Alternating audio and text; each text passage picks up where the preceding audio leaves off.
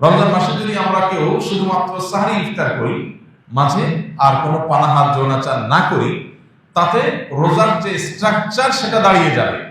কিন্তু এই রোজা অর্থবহ হবে, সার্থক হবে, পূর্ণাঙ্গতা পাবে, এর ফিনিশিং হবে তখনই যদি আমরা এই রোজা শুধুমাত্র পেটের না করে এই রোজা চোখের, এই রোজা আমাদের ব্রেইনের, এই রোজা আমাদের হাতের, পায়ের, সমস্ত অঙ্গ প্রত্যঙ্গের করতে পারি। অর্থাৎ সকল অঙ্গ প্রত্যঙ্গকে, ওই যে পেটকে যেরকম আল্লাহর আদেশ নিষেধ দ্বারা নিয়ন্ত্রণ করছি, ইফতারের ঠিক আগ মুহূর্তেও রকমারি খাবার আমার সামনে আছে, আর মাত্র 2-4-5 মিনিট বাকি আছে সূর্য ডোবার, খাবারের চাহিদা আছে শরীরে, আবার খাবারও সামনে আছে, কিন্তু খাচ্ছি না কেন? আল্লাহর নির্দেশ হয় নাই।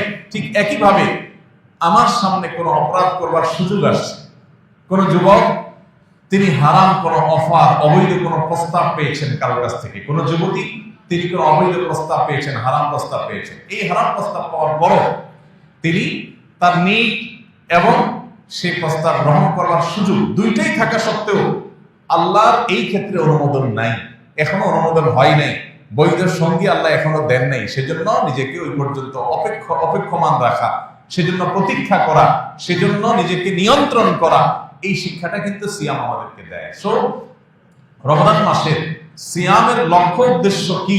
সিয়াম কেন আমরা রাখছি? বিরত থাকার মানেটা কি? বিরত থাকার মানেই হলো জীবনের পদে পদে ব্রেক দেওয়া, জীবনের প্রতিটি স্তরে স্তরে ব্রেক দিতে জানা। ব্রেক দিতে জানা এটা সুস্থতার লক্ষণ, আর ব্রেক দিতে না জানা এটা অসুস্থতার লক্ষণ। যে ব্যক্তি যা খুশি তা করতে পারে, যা খুশি তা বলতে পারে, তার মুখ দিয়ে কি আসলো না আসলো সে বলে দিল, তার যা খুশি তা সে করে ফেললো, তার বিবেক তাকে নিয়ন্ত্রণ করে না, তার বিবেক তাকে কন্ট্রোল করে না, তার বিবেক তাকে থামায় না, এই ব্যক্তি নিজেকে আধ্যাত্মিকভাবে, স্পিরিচুয়ালি সে নিজেকে কখনো সুস্থ মনে করার কোনো কারণ থাকতে পারে না। পৃথিবীতে যত জীবন দর্শন আছে, পৃথিবীতে যত সমাজ ব্যবস্থা আছে, এই সবগুলোর সাথে ইসলামী সমাজ ব্যবস্থা বা ইসলামী বিধিবিধানের একটা মৌলিক পার্থক্যের জায়গা এখানে, যে বিশেষ করে আজকের পৃথিবীতে যে ভোগবাদী সমাজ আছে, এই ভোগবাদী সমাজে আপনাকে বিরত থাকার কথা খুব একটা কেউ বলবে না। সবাই আপনাকে বলবে শুধু ভোগের কথা। প্রতিটা বিজ্ঞাপন, প্রতিটা অ্যাডভার্টাইজমেন্ট, প্রতিটা বিজ্ঞাপনী বিলবোর্ড আপনাকে আহ্বান করে ভোগের প্রতি। আপনি হয় কোনো বাড়ি গাড়িকে ভোগ করার জন্য আপনাকে আহ্বান করা হবে, অথবা কোনো খাবার দাবার ভোগ করার জন্য আপনাকে আহ্বান করা হবে, অথবা আপনার জৈবিক কোনো চাহিদা পূরণের জন্য আপনাকে নানাভাবে পরিচিত করা হবে, আহ্বান করা হবে। সব দিকে দেখবেন শুধু ভোগের আহ্বান, ভোগের ডাক। ইসলাম আমাদেরকে এর বিপরীতে সবসময় ত্যাগ এবং আত্মনিয়ন্ত্রণের ডাক দেয়, আহ্বান করে। অর্থাৎ দুটো সম্পূর্ণ দুই মেরুর জিনিস। ইসলাম যে আত্মনিয়ন্ত্রণের কথা বলে, ইসলাম যে আমাদেরকে ত্যাগের কথা বলে, ইসলাম যে আমাদের কন্ট্রোলের কথা বলে, এটা কেন বলে? কারণ একটা সমাজ যদি স্থিতিশীল হতে হয়, একটা সমাজ যদি সুস্থ স্বাভাবিক থাকতে হয়, তাহলে সেই সমাজকে অবশ্যই আত্মনিয়ন্ত্রণ করার অভ্যাস গড়ে তুলতে হবে। সমাজের সবাই যখন ভোগবাদে মত্ত হয়ে যাবে, তখন সেখানে মানুষের অপরাধ প্রবণতা বাড়বে, মানুষের মধ্যে স্বেচ্ছাচারী মনোভাব বাড়বে। এমনকি যা খুশি তা করলে মানুষ সুখী হবে বলে মনে করা হয়, আদতে এর উল্টো।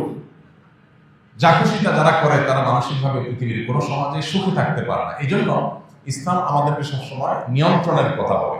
জৈবিক চাহিদা পূরণের কথা দেখবেন, ইসলাম আপনাকে বলবে যে আপনি আপনার জৈবিক চাহিদা পূরণ করবেন বৈধ ওয়েতে, আল্লাহর নির্দেশিত পথে, এর বাইরের পথে আপনি যাবেন না। ওয়াল্লাযীনা হুম লিফুরুজিহিম হাফিজুন, যারা তাদের সম্ভ্রমকে সংরক্ষণ করে, তাদের ইজ্জত আবরুকে কন্ট্রোল করে, তাদের যৌবনের চাহিদাকে তারা নিয়ন্ত্রণ করে আল্লাহর বিধিবিধান দ্বারা। এদেরকে আল্লাহ বলেছেন এরা সফল মুমিন, সার্থক মুমিন, তারা জান্নাতের অধিবাসী হবে। উলাইকুমুল ওয়ারিসুন আল্লাযীনা ইয়ারিসুনাল ফিরদাউসা হুম ফিহা খালিদুন, এরাই জান্নাতুল ফিরদাউসের অধিকারী হবে যারা কন্ট্রোল করা শিখছে। ঠিক একইভাবে খাওয়া দাওয়ার ক্ষেত্রে আপনি দেখবেন আল্লাহ বলেছেন কুলু ওয়াশরাবু, খাওয়া পান করো, পানাহার করো। আল্লাহ ভোগের সুযোগ তোমাকে দিয়েছেন, অনুমোদন দিয়েছেন, কিন্তু ওয়ালা তুসরিফু, অপচয় করবে না। এই যে কন্ট্রোল, এই যে নিয়ন্ত্রণ। একজন আল্লাহর প্রতি অবিশ্বাসী মানুষ, তার অঢেল টাকা পয়সা হয়েছে, সে অঢেল টাকা পয়সা দিয়ে সে প্রচুর পরিমাণ খাবার অপচয় করতে পারে, অপব্যয় করতে পারে, যা খুশি তা করতে পারে, তার বিবেক তাকে বাধা দেয় না, কোন সমাজ, পৃথিবীর কোন বিচার তাকে বাধা দেয় না। তার সম্পদ সে 10 টাকার জায়গায় 10,000 টাকা খরচ করছে, যেখানে খরচ করার দরকার নেই সেখানেও সে খরচ করছে, তার বিলাসিতার জাহির সে করছে, তাকে কেউ নিষেধ করে না।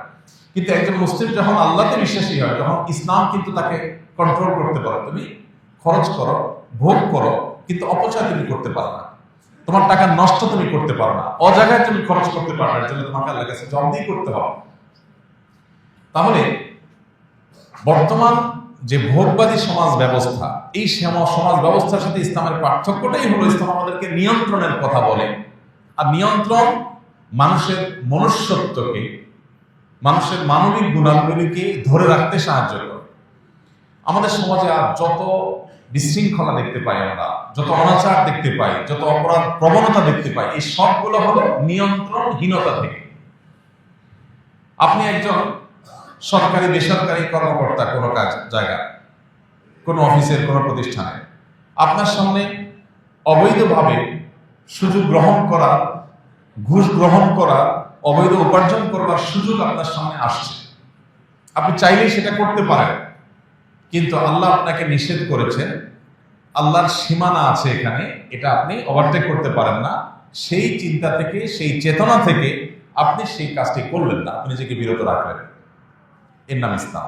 তো এই যে সিয়াম সাধনা আমরা করি, রমজান মাসে রোজা রাখি, এই রোজা মূলত আমাদেরকে সেই নিয়ন্ত্রণের কথা বলে। রোজা আমাদেরকে বলে আমরা যখন রোজা রাখি, আমাদের পেটে ক্ষুধা, আমাদের কণ্ঠে তৃষ্ণা, আমাদের সকল চাহিদা শরীরে থাকা সত্ত্বেও, হাতের নাগালে খাবার, পানীয় এবং নিজের চাহিদা পূরণ করবার সব উপাদান প্রস্তুত থাকা সত্ত্বেও আমরা সেগুলো দিয়ে আমাদের চাহিদা পূরণ করি না।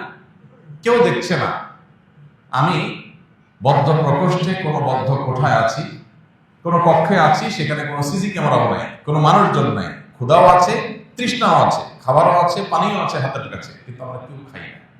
কেন খাই না? কারণ আল্লাহ নিষেধ করেছেন, তিনি দেখছেন, কেউ না দেখলেও।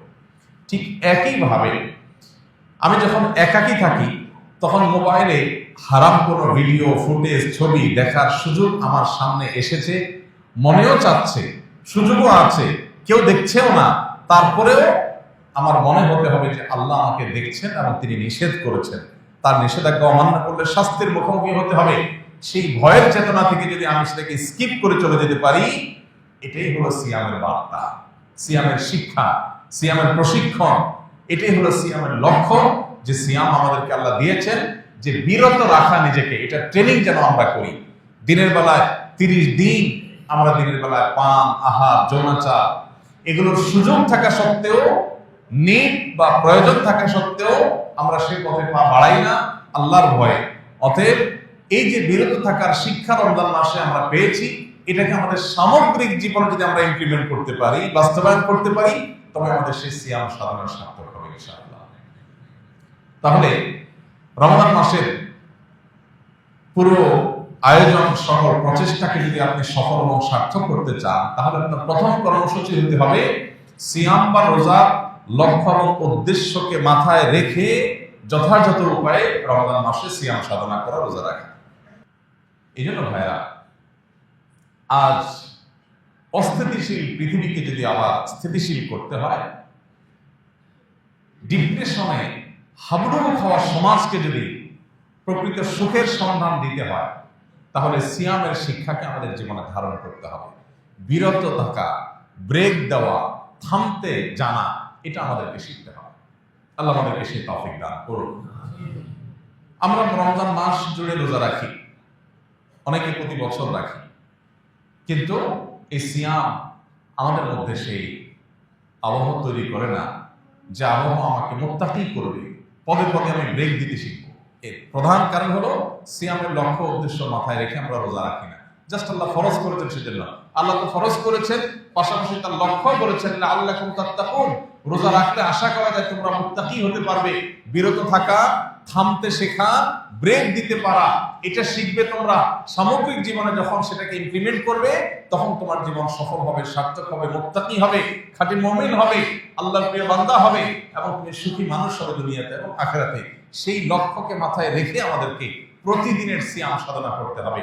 আজকে সিয়াম রেখে আমি সকাল থেকে এই পর্যন্ত পুরো সময়ের মধ্যে আল্লাহর কোনো অবাধ্য কাজ করেছি কিনা, আল্লাহর কোনো নাফরমানি করেছি কিনা, কোনো হারাম আমার দ্বারা হয়েছে কিনা, কারোর সমালোচনা তার অগোচরে হয়ে গেছে কিনা, কোথাও আমি উচ্চ বাচ্চ করে ঝগড়া ফাসাদ করে ফেলেছি কিনা, আমি আল্লাহ নিষিদ্ধ কোনো কাজ করেছি কিনা, এই বিষয়টা আমাকে নজরদারিতে রাখতে হবে। প্রশ্নের উত্তর আমার কাছ থেকে বের করতে হবে। যতদিন পর্যন্ত এইভাবে আমি সেলফ মনিটরিং সিস্টেমকে অন রাখবো, রোজা রেখে আমার নিজেকে নিয়ন্ত্রণ করবার, পর্যবেক্ষণ করবার এই সুযোগ যতদিন পর্যন্ত আমি খোলা রাখবো, চোখখান খোলা রাখবো, ততদিন পর্যন্ত আমার সিয়াম আমাকে ঠিকই মুত্তাকি বানাবে এবং রমজানের এই পুরো সাধনা সার্থক হবে ইনশাআল্লাহ। আল্লাহ আমাদেরকে তৌফিক দান করুন। তাহলে 1 নম্বর পয়েন্ট বলেছি, আমাদের রমজানের সকল সাধনা, সকল প্রচেষ্টা এটা সফল এবং সার্থক হবে যদি রমজানের প্রধান আমল সিয়ামকে আমরা আদায় করি। শুধু আদায় করাই নয়, সিয়ামের লক্ষ্য, তার উদ্দেশ্য, সিয়াম যে আমাদের বার্তা দেয়, মেসেজ দেয়, সেই মেসেজটি আমরা গ্রহণ করতে পারি, ইনশাআল্লাহ এই রমজানের সকল সাধনা, সকল প্রচেষ্টা সার্থক হবে। নাম্বার 2, সিয়ামের এই মাসে, রমজানের এই মাসে তারাবির সালাত এটা অন্যতম গুরুত্বপূর্ণ আমল। নবী করিম সাল্লাল্লাহু আলাইহি সাল্লাম যখন এই সিয়ামের কথা বলেছেন, তার পাশাপাশি তারাবির সালাতের কথা বলেছেন। মান সামা রমাদানা ঈমানান ওয়া ইহতিসাবা গুফিরা লাহু মা তাকাদ্দামা মিন যামবি। এরপরে বলেছেন ওমান কামা রমাদানা ঈমানান ওয়া ইহতিসাবা গুফিরা লাহু মা তাকাদ্দামা মিন যামবি। সিয়ামের পুরস্কার স্বরূপ আল্লাহ তাআলা পূর্বের গুনাহ যেমন মাফ করে দিবেন, ঠিক একই ভাবে যদি কেউ তারাবির নামাজ আদায় করে তাহলে তাকে আল্লাহ তাআলা পূর্বের গুনাহ খাতা মাফ করে দিবেন ওয়াদা করেছেন। আমাদের বাংলাদেশের সমাজ বাস্তবতায় আমরা কৈশোর থেকে, ছেলেবেলা থেকে দেখে আসছি যে সমাজের বিপুল সংখ্যক মানুষ, মুসলমানরা, তারা রমজান মাসে দিনের বেলা রোজারা যেমন রাখেন, রাতের বেলায় তারাবিটাও আলহামদুলিল্লাহ আদায় করার চেষ্টা করেন। এখন দিন যত অতিবাহিত হচ্ছে, ভোগবাদের দিকে আমরা অনেক বেশি ডুবে যাচ্ছি, ভোগবাদের এই অতল গহ্বরে আমরা হারিয়ে যাচ্ছি ধীরে ধীরে। এই কারণে মসজিদগুলোতে তারাবির নামাজে অংশগ্রহণকারী মানুষের সংখ্যা আগের তুলনায় আস্তে আস্তে কমছে, এবং প্রথম 2, 4, 5, 7 দিন কিছু মুসল্লি থাকলেও খুব দ্রুততার সাথে সেই মুসল্লি কমে যাচ্ছে। এই যে একটা প্রবণতা আমাদের সমাজে শুরু হয়েছে, এর কারণ কি? এর কারণ হলো ওই যে 1-1.5 ঘন্টা বা 2 ঘন্টা দাঁড়িয়ে কোরআনে কারীম এর তেলাওয়াত শোনার মতো ধৈর্য আমাদের হয় না। অর্থাৎ আমরা আমাদের ঈমানি যে চেতনা, তাকওয়ার যে চেতনা, সেটা থেকে এত দূরে সরে গেছি যে সারা বছরের মধ্যে একটি মাস কোরআনের 1 ঘন্টার জন্য দিনে, 1.5 ঘন্টার জন্য দিনে সংস্রবে আসবো, সেই সময়টুকু পর্যন্ত আমরা বের করতে পারি না। দুনিয়া আমাদেরকে আষ্টে পৃষ্ঠে এমন ভাবে বেঁধে ফেলেছে যে 1-1.5 ঘন্টা কোরআন তেলাওয়াত শোনার মতো ধৈর্য আমাদের নাই। এখান থেকে পরিমাপ করা যেতে পারে যে আমাদের ঈমানের অবস্থা, তাকওয়ার অবস্থা কতটা ভয়াবহ। নেক্সট সুরতে ধোঁকা শুরু হয়েছে যে তারাবির নামাজ ফরজ না, সুন্নত। সুন্নত মানে হলো যেটা নিয়ে ঢিলামি করা যায়, ঘড়িবসি করা যায়, এমন একটা টেন্ডেন্সি আমাদের মধ্যে আসছে। আবার আলহামদুলিল্লাহ উলামায়ে কেরামের দীর্ঘদিনের প্রচেষ্টা, দীর্ঘদিনের দাওয়াতের ফসলস্বরূপ তারাবির নামাজের গতি সারা দেশের মসজিদগুলোতে একটু হলেও কমতে শুরু করেছে। তারাবির নামাজের গতি কমাটা ভালো না খারাপ? সবকিছুর গতি ভালো না। কোনো কোনো কিছু আছে গতিটা তো কম থাকে, কোয়ালিটি তত ভালো হয়। তারাবির নামাজ বা যে কোনো নামাজের ক্ষেত্রে একই কথা প্রযোজ্য, ধীরস্থিরতাটা এখানে ইম্পর্টেন্ট। নবী করিম সাল্লাল্লাহু আলাইহি সাল্লাম তিনি যখন রাতে তাহাজ্জুদ পড়তেন, তারাবি পড়তেন, তখন তার অবস্থা কি ছিল? সাহাবায়ে কেরামের বর্ণনা হলো যে তিনি এত দীর্ঘ সময় দাঁড়িয়ে কোরআনের তিলাওয়াত করতেন নামাজে রাতে, যে তার পা মুবারক ফুলে যেত। আমাদের পা মাঝে মধ্যে ফুলে। একটা মানুষ কত সময় দাঁড়িয়ে থাকলে পা ফুলতে পারে? কত সময় রুকুতে থাকলে, রুকু কতক্ষণ লাস্টিং করলে তার শরীরের ভারে পা ফুলে যেতে পারে কতক্ষণ, একটু কি আমরা কল্পনা করতে পারি? আপনার তারাবি যদি 2-2.5 ঘন্টা ধরে তেলাওয়াত করেন, একটু বেশি তেলাওয়াত করেন, ধীরে ধীরে তেলাওয়াত করেন, তাহলে বড়জোর আপনার পায়ের মধ্যে একটু ব্যথা অনুভব করবে, কিন্তু পা ফুলে যাওয়া এটা স্বাভাবিক বিষয় না। আপনি যদি 2 রাকাত নামাজে 15-20-30 মিনিট করে করে আপনি যদি এরকম দীর্ঘ তারাবির নামাজ শেষ করেন, তাহলে হয়তো আপনার পা একটু ফুলতে পারে। নবী সাল্লাল্লাহু আলাইহি ওয়াসাল্লাম, যাকে আল্লাহ তাআলা পূর্বের পরের সব মাফ করে দিয়েছেন, আগাম ঘোষণা দিয়েছেন, তিনি পর্যন্ত যদি এইভাবে রাত জেগে তারাবি পড়েন, এইভাবে তাহাজ্জুদ আদায় করেন, তাহলে 1-1.5 ঘন্টার জন্য তারাবির নামাজের সময় যদি আমাদের না হয়, তাহলে এই রমজান দিয়ে, এই রমজানের রোজা দিয়ে, এই রমজানের ইবাদত দিয়ে আল্লাহর কাছে কোন মুখে জান্নাতের জন্য আর্গুমেন্ট করব? ভাইরা আমার, সাহাবায়ে কেরামের তারাবি কেমন ছিল? মুয়াত্তা মালিকের একটি হাদিস থেকে জানা যায়, সাহাবীদের বেশিরভাগের তারাবির চিত্র ছিল যে তারা যখন তারাবি শুরু করতেন, তারাবি শেষ করতে করতে তাদের প্রায় দিনই রাত প্রায় শেষ হয়ে যেত। সারি খাওয়ার জন্য তারা বাসায় যেতেন, সারি খেয়ে এসে আবার ফজর করতেন। এখন আপনি বলবেন, এটা কি আমাদের দ্বারা সম্ভব? সকাল 9টা টু বিকাল 5টা আমার অফিস, সকাল থেকে আমার 5-7টা মিটিং এর সেট আপ করা আছে, শিডিউল দেওয়া আছে, অনেক ব্যস্ততা আমার।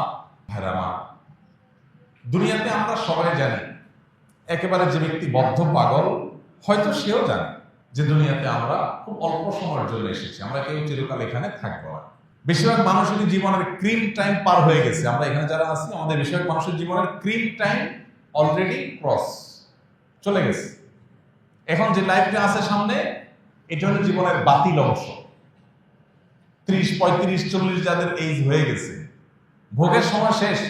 এখনো ডায়াবেটিস, ক্যান্সার আর হার্ট অ্যাটাক, কিডনির রোগ, যত ব্যাধি আছে এগুলোর সময়। মূল টাইমটা পার হয়ে গেছে অলরেডি, বা পার হয়ে যাচ্ছে। তাহলে আর বাকি যে সময়টা আছে 10, 20, 30 বছর, ওষুধ খাইতে খাইতে আর ডাক্তারের কাছে যেতে যেতে শেষ হয়ে যাবে। তাহলে ভোগ করার অপশনটা কোথায়? এই মিছা জীবনের জন্য যদি আমার এত ব্যস্ততা হয় যে 1.5 ঘন্টা তারাবির জন্য আমার সময় হয় না, আমি খোঁজ করার চেষ্টা করি 8 রাকাত পড়লেও তো নাকি হয়, না পড়লেও নাকি রোজা হয়ে যায়, কোন মসজিদে একটু তাড়াতাড়ি পড়া যায়, হাবের সাহেব তো আর কোনো কাজ কাম নাই, এই জন্য এত ধীরে ধীরে পড়ে। এই যে টেন্ডেন্সি, কারণ দুনিয়া আমাদেরকে আষ্টে পৃষ্ঠে বেঁধে ফেলেছে, শয়তান তার চক্রান্তে জয়ী হচ্ছে। শয়তানের চেষ্টাই হলো মানুষকে দুনিয়ার চাকচিক্যে ডুবিয়ে রাখা, আখিরাত থেকে ভুলিয়ে রাখা। সাহাবীদের কাছে এর বিপরীত চিত্র ছিল, তাদের কাছে আখিরাতের বিষয়টা একটা ক্রিস্টাল ক্লিয়ার। তারা জানতেন যে দুনিয়ার জীবন একটু কম ঘুমিয়ে, একটু কম পরিশ্রম করে যদি আমি কাটাতে পারি, আর অনন্তকাল আখিরাতে যদি আমি ভালো থাকতে পারি, ওয়াই নট আমি সে অবসর গ্রহণ করব। তারা সেটাই করেছে। তাদের কাছে দুনিয়াটা ছিল টুকটাক, আর আখিরাতটা ছিল ঠিকঠাক। আর আমাদের এসে উল্টা, নামাজ, রোজা, তারাবি এগুলো হলো টুকটাক, অফিস আদালত, চাকরি বাকরি, ব্যবসা বাণিজ্য সেগুলো হলো ঠিকঠাক। আপনি যদি দুনিয়াতে 2000 বছর থাকতেন আর আখিরাতে মাত্র 20 বছর থাকা লাগতো, তাহলে আপনার এই সঠিক ছিল। কিন্তু আপনি দুনিয়াতে থাকবেন 20, 40, 60, 70, 80 বছর, তাও কোনো গ্যারান্টি নেই কখন থাকবেন, কতক্ষণ চলে যাবেন। আর আখিরাতে অনন্তকালের জন্য যাবেন, কোনো আর ব্যাকের অপশন নাই। তাহলে সেই সময়ের জন্য কি পরিমাণ পরিশ্রম করা দরকার। আমাদের রমাদান এর যে বরকত, সেটা থেকে আমরা বঞ্চিত হচ্ছি। এর দ্বিতীয় কারণ হলো যে আমরা অনেকেই তারাবিকে সেভাবে হক আদায় করছি না। একদিন পড়ছি তো 3 দিন পড়ছি না, পড়ছি তো ওই যে 8 রাকাত, 10 রাকাত, কত ফাঁক ফোকর পাওয়া যায়, কত শর্টকাট করা যায়। এক হলো যে আপনি 8 রাকাত তারাবির সপক্ষে যে সমস্ত উলামা ইকরাম রয়েছেন, তাদের দলিল দ্বারা আপনি একবারে কনভিন্সড বা আপনি তাদের অনুসারী, সেটা একটা বিষয়। কিন্তু আজকাল এটা একটা রোগে পরিণত হয়েছে অনেকের, যে কিভাবে কত শর্টকাট করা যায়। নবী সাল্লাল্লাহু আলাইহি ওয়াসাল্লাম বলেছেন, যে ব্যক্তি ইমামের সাথে এশার নামাজ পড়বে এবং ইমাম চলে যাওয়া পর্যন্ত সে থাকবে, ইমাম চলে যাওয়া পর্যন্ত, নামাজ শেষ করে ইমাম সমাপ্ত করে শেষ করা পর্যন্ত বা বিদায় হওয়া পর্যন্ত যে ব্যক্তি থাকবে, ওই ব্যক্তিকে আল্লাহ তাআলা রাত জেগে ইবাদতের সওয়াব দান করবে। অর্ধরাত জেগে ইবাদত করার সওয়াব পেতে হলে আপনাকে ইমাম যাওয়া পর্যন্ত থাকতে হবে। আপনি মাঝপথে চলে গেলে এই সওয়াব আপনি পাবেন না, এটা পরিষ্কার। শেখ মোহাম্মদ সালেহ আল মুনাজ্জির হাফিজাহুল্লাহ, ইসলাম কি সৌদি আরবের সবচেয়ে বিখ্যাত, বিশ্ববিখ্যাত ফতোয়া রয়েছে, সেখানে পরিষ্কারভাবে মাসালা লিখেছে। যদি 20 রাকাত নামাজ হয় কোথাও, সেখানে 8 রাকাত পড়ে চলে যায়, এই ফজিলত সে পাবে না, কারণ রাসূল শর্তই দিয়েছেন ইমাম যাওয়া পর্যন্ত থাকতে হবে। আপনি প্রয়োজনে বসে তেলাওয়াত করেন, কিন্তু আপনি যদি চলে যান এই সওয়াব আপনি পাবেন। তো যাই হোক, এই যে তারাবি না পড়া বা কমায় ফেলা বা ফাঁক দিয়ে বের হয়ে যাওয়া অথবা আপনার শর্টকাট করার চেষ্টা, হাবের সাধ্যকে তাড়া দেওয়ার চেষ্টা, এগুলো অনেকাংশেই আমাদের দুনিয়ামুখিতা বেড়ে যাওয়ার কারণে হয়েছে। এই জন্য ভাইয়েরা, রমজানকে সার্থক করতে হলে তারাবির প্রতি আমাদের আরো মনোযোগী হতে হবে।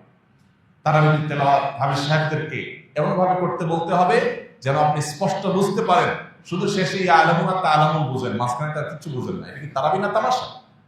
মুসলিমদের মধ্যে রীতিমতো এটা নিয়ে গর্ব করা করি হয় যে আমাদের আজকে 9:30 শেষ হয়েছে, ও মসজিদে 9:25 শেষ হয়েছে। কি তুকুর হাফেজ, মানে যে হাফেজ যত আগে শেষ করতে পারে সে হাফেজ নাকি তত তুকুর। যারা ড্রাইভিং জানেন তারা বলতে পারবেন, স্পিডে গাড়ি চালাতে পারার নাম ভালো ড্রাইভিং না, কন্ট্রোল করে গাড়ি চালাতে পারাটা হলো ভালো ড্রাইভিং। আমি জীবনে যখন প্রথম ড্রাইভিং শিখি, একজন নেপালি আমার এক সহকর্মী সৌদি আরবে প্রথম স্টিয়ারিং হুইলে বসে উনি আমাকে প্রশিক্ষণ দিয়েছিলেন। তো তিনি আমাকে যখন মোটামুটি গাড়ি আমি রান করা শিখেছি, ক্লাস, ব্রেক, তারপরে অন্যান্য সবকিছু যখন চেনা হয়ে গেছে, তখন আমি গাড়িকে এখন রান করতে পারি। রান করা শুরু করলাম, তিনি পাশে বসে আছেন। তখন উনি আমাকে প্রথমে পরীক্ষা দিলেন যে আপনি গাড়িটা কত আস্তে চালাতে পারেন, এটা হলো পরীক্ষা। নতুন ড্রাইভার, প্রথম জীবনে স্টিয়ারিং হুইল হাতে নিয়েছে, চাপ দিলে মোমো করে দৌড়ায়। আস্তে চালাতে কার মন চায়? চাপ দিলেই শুধুমাত্র দৌড়াতে থাকে, আর দৌড়াইলেই শান্তি লাগে। আর সেখানে প্রশিক্ষক বলতেছে না কত আসতে পারে। এরপর এক পর্যায়ে উনি নেমে গেলেন গাড়ি থেকে, নেমে বলেন আমি খুব ধীরে ধীরে হাঁটবো একটা বাচ্চার মতো, ঠিক আমার সাথে তাল মিলায় গাড়ি চালাতে পারেন কি?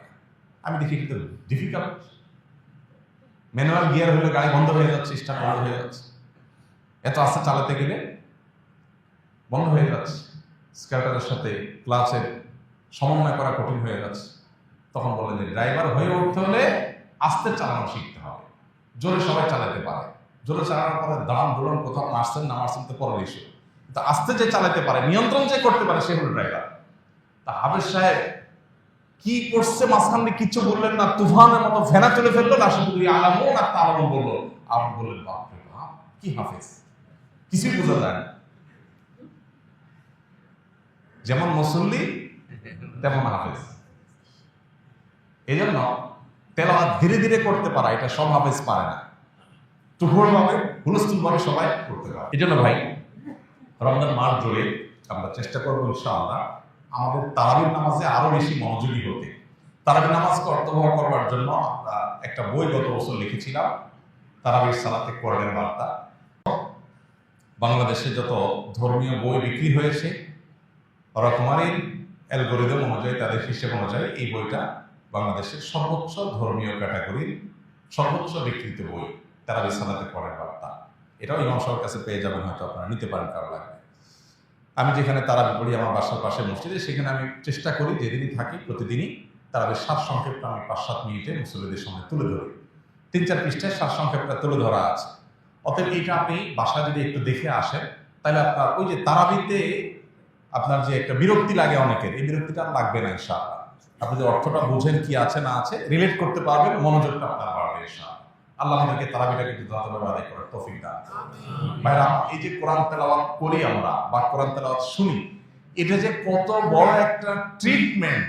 যারা জিনের উপদ্রবের শিকার হয়েছে, ব্ল্যাক ম্যাজিকে যারা আক্রান্ত হয়েছেন, এবং যারা এটা রতিয়া শরঈয়া করেছেন, শরঈ ঝাড়ফুঁকের শরণাপন্ন যারা হয়েছেন, সার্ভিস যারা নিয়েছেন, তারা জানবেন খুব ভালো করে যে কোরআন তার সবচেয়ে বড় মিরাকল হলো কোরআন আল্লাহ রাব্বুল আলামিনের এমন এক কালাম, এমন এক গ্রন্থ যে এইটার তেলাওয়াতের ফলে অনেক রোগ, অনেক অসুখ, অনেক আধ্যাত্মিক সমস্যা, এমনকি জিন জাদুর যে সমস্যা, এটা ট্রিটমেন্ট তেলাওয়াতের মাধ্যমে হয়ে যায়।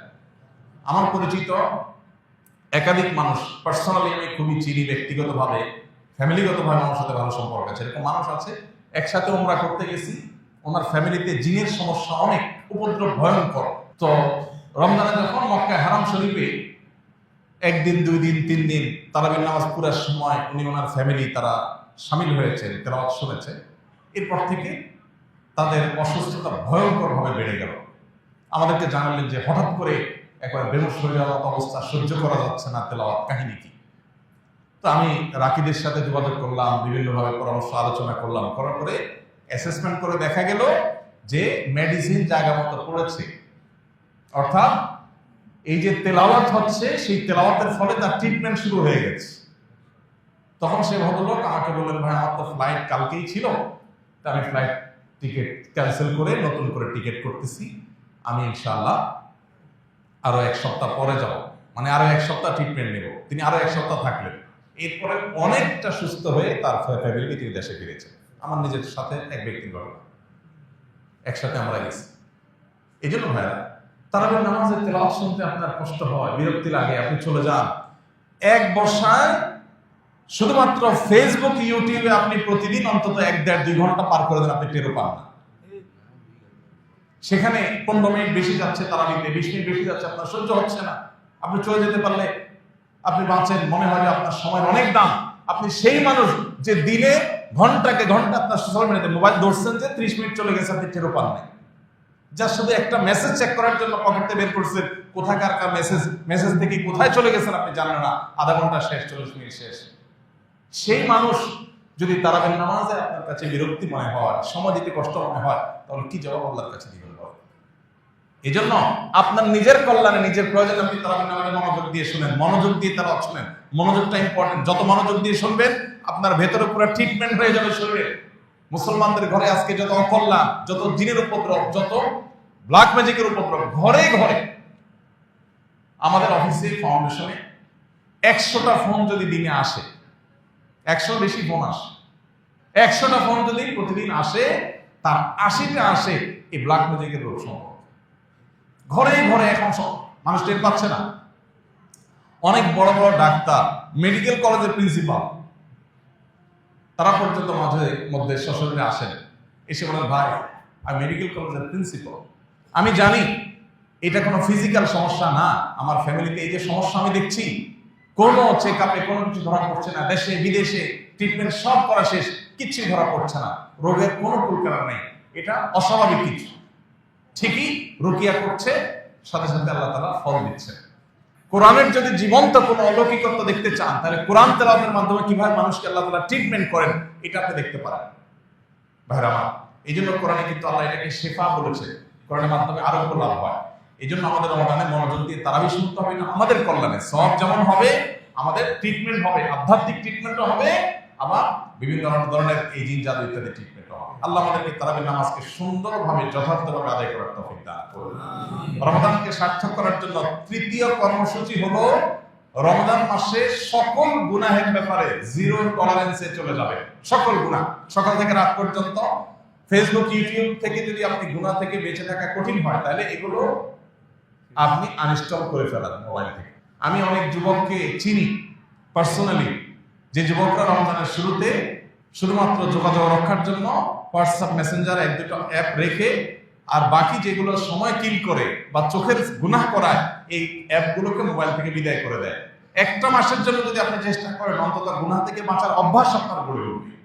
এই জন্য রমজানকে সার্থক করতে হলে তৃতীয় কর্মসূচি হলো গুনাহমুক্ত রমজান। আমি সারাদিনে কারো সমালোচনা তার পিছনে করবো না, একটা খারাপ কথা আমি বলবো না, খারাপ কিছু দেখবো না, খারাপ কিছু শুনবো না। এই সংগ্রাম চালাতে হবে।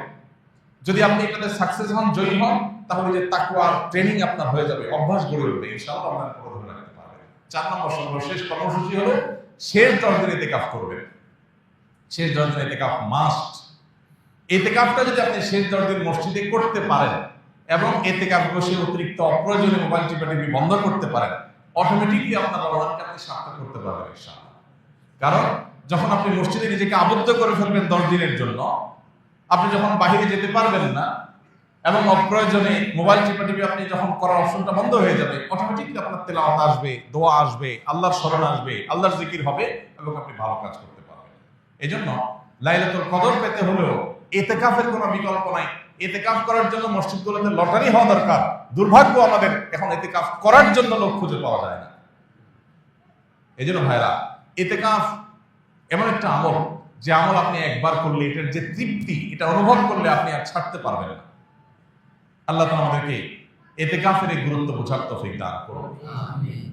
ইতিকাফ এমন আমল যে নবী করিম সাল্লাল্লাহু আলাইহি সাল্লাম রমজান মাস যখনই রমজানের রোজা ফরজ হয়েছে দ্বিতীয় হিজরিতে, তখন থেকে তার ওফাত দশম হিজরিতে হয়েছে, এই 8 বছরের দীর্ঘ সময়ে কোনো দিন, কোনো রমজানে তিনি ইতিকাফ ছাড়েন নাই। প্রত্যেক রমজানে প্রতি বছর তিনি ইতিকাফ করেছেন।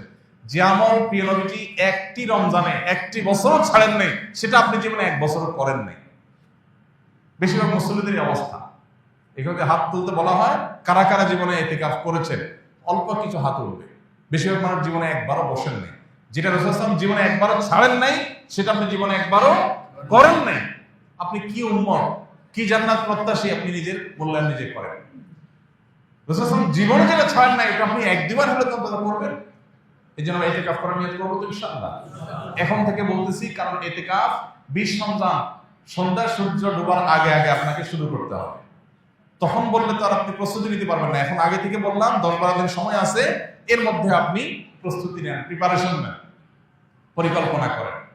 তাহলে এই চতুর্মুখী চেষ্টা যদি আপনি করেন, তাহলে ইনশাআল্লাহ আপনার এই মাসটাকে আপনি সাকসেস করতে পারবেন। আল্লাহ আমাদেরকে রমজানের সকল অর্জন, সকল সুফল, সকল মাগফিরাত, নাজাত, রহমত, বরকত, কল্যাণ, সওয়াব, আজর, এগুলোকে আল্লাহ তাআলা আমাদের আমলনামায় নিজের ঘরে তোলার তৌফিক দান করুন। ভাইরা আমার, বহু মানুষ আমাদের সাথে এই মসজিদে হয়তো গত রমজানে ছিলেন, এই রমজানে তারা নাই। এই মহিপল্লীর বহু পুরাতন বাসিন্দা আছেন। আল্লাহ জহির সাহেব মসজিদের সহসভাপতি ছিলেন, কোভিড-19 সময় দুনিয়া থেকে চলে গেছে।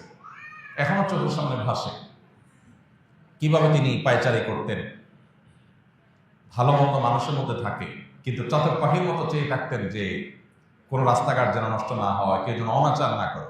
এটা তার একটা ভালো গুণ ছিল। উল্টাপাল্টা দেখলেই সেখানে গিয়ে থামানোর চেষ্টা করতেন। জেলাজন্ত একজন মানুষ হঠাৎ করে চলে গেলেন, শেষ, আর কোনোদিন আসবেন না, শেষ, নো রিটার্নের পর্যায়ে চলে গেছেন, সে জগতে চলে গেছে। আর অনেকে আমাদের ছিলেন এখানে, যাদের জানাজা আমরা পড়েছি গত 1 বছরের মধ্যে, তারা আর আসবেন না। আমরা এখানে যারা বসে আছি এখন, আমি কিংবা আপনি, হয়তোবা সামনের রমজানের আগে আগে দুনিয়া থেকে আমরা চলে যাবো। সামনের রমজানে হয়তো এই মসজিদ থাকবে, আমরা অনেকে এখান থেকে আমাদেরকে তুলে নেওয়া হবে, শেষ। এটাই জীবনের শেষ সুযোগ, এটাই জীবনের শেষ রমজান। সেই চিন্তা থেকে আসল রমজানের অবশিষ্ট দিনগুলোকে যথাযথভাবে কাটানোর চেষ্টা করি। প্রতিদিন একটা সময় অবশ্যই আল্লাহর কাছে বিশেষভাবে দোয়ার মনোনিবেশ করি। রমজান মাসে দোয়াটা খুব বেশি হওয়া দরকার, দোয়া আমাদের হয় না। কমপক্ষে 5-10 মিনিট হাত তুলে চোখের পানি ফেলে আল্লাহর সাথে 10টা মিনিট আপনি ডেইলি কথা বলেন। 24 ঘন্টার মধ্যে 10টা মিনিট দোয়ার জন্য বরাদ্দ রাখেন। ইফতারের আগে হুলস্থুল কোনোভাবে আমরা থামাইতে পারি না। ইফতারের 15 মিনিট আগে বাসার সমস্ত আয়োজন স্টপ করে দেন, যা যেখানে আছে। এইভাবে পেঁয়াজি এখনো চুলার উপরে আছে, চুলা বন্ধ করে দেন। এই পেঁয়াজি মাগরিবের পরে খাবো, আজকে আর দরকার নাই, কারণ এখন এটা করতে গেলে আজকের দোয়াটা মিস হয়ে যাবে। 15 মিনিট আছে, এখন পরিবারের সময় আল্লাহর কাছে হাত তোলে। ইফতারের আগে দোয়া কবুল হয়। ভোর রাত দোয়া কবুলের সময়, ভোর রাতে উঠেও আমরা মোবাইল টিপি বন্ধ হয়, ফেসবুকের নোটিফিকেশন, যুবক পোলাপানে মা বাপ চিল্লাতে মোবাইল হাত থেকে রাখে না। এরপর এসে খাবে, এমন সময় খাবে যে তার খাবারের প্লেট এক হাতে, আর এক হাতে খাবারের লোকমা, আর এদিকে মসজিদের মুয়াজ্জিনের হাতে মাইক। কম্পিটিশন চলে, কে আগে দেয়, কি মুয়াজ্জিন আগে আযান শুরু করে দেয়, সে আগে শেষ করতে পারে, কম্পিটিশন হয়। এটা কি সাহারি না তামাশা? শেষ সময় সাহারি করতে বলা হয়েছে, এর মানে এই না যে লাস্ট মিনিট পর্যন্ত আপনি খাবেন। নবী করিম সাল্লাল্লাহু আলাইহি ওয়াসাল্লাম সাহারি খেয়ে শেষ করে ফজর নামাজ শুরু করতেন, মাঝখানে 50 আয়াত তেলাওয়াতের মতো আনুমানিক 10 মিনিট সময় গ্যাপ থাকতো।